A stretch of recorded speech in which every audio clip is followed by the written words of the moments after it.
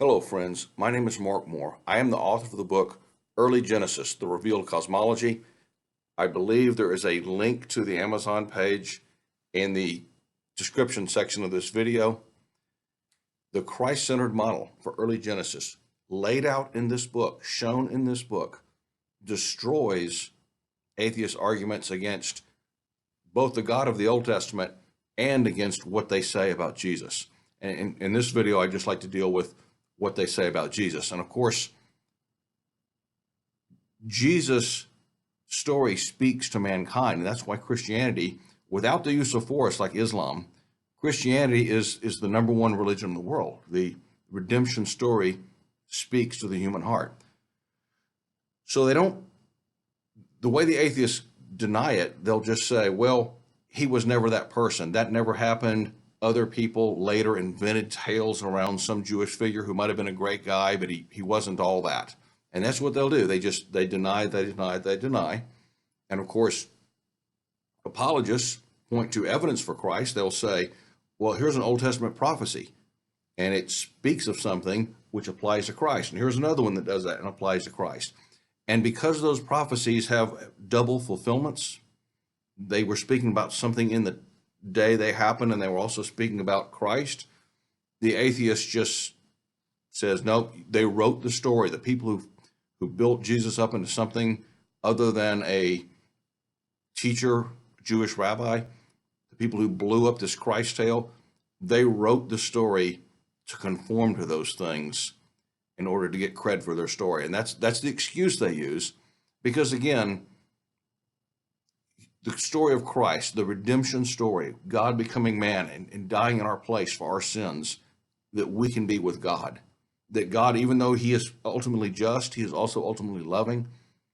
That is appealing to people. And it's supposed to be. Our hearts were designed to respond to that. So they can't attack that directly. They can't attack what God is saying. They just have to say, well, but God didn't really say it. It was a bunch of Catholic priests that conjured up this thing and made this Christ figure. And so a wonderful thing has happened with the Christ-centered model of early Genesis. You might think it's bad that the church has misunderstood early Genesis all this time to some extent. And that part is bad, but it's also wonderful, because now when you look at it and say, okay, early Genesis, it doesn't seem to make sense with the traditional reading that we have. But if we look at it through the lens of Christ, that God knew from the beginning he would have to send his son, he would have to have the incarnation, he would have to have the atonement. Suddenly, what made no sense makes perfect sense. And we haven't been saying that for 2,000 years. We just see it now. And because we just see it now, the deniers cannot say, oh, well, you wrote the story, so it would turn out that way. No. Then no one wrote the story. God wrote the story so that it would turn out that way. We didn't even know about it until now.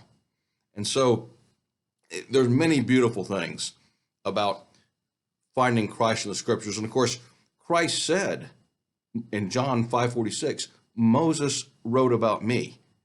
There's some argument about, well, what's your hermeneutic? It's a $64 theologian word for what approach did you use to draw this truth out of scriptures.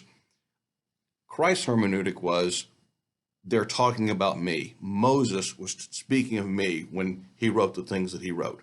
And early Genesis agrees with Christ's hermeneutic. Early Genesis points to him. So it's a wonderful thing. All the atheists, I think, can do about it is just double down on denial. But intellectually, much like atheism itself, it doesn't work.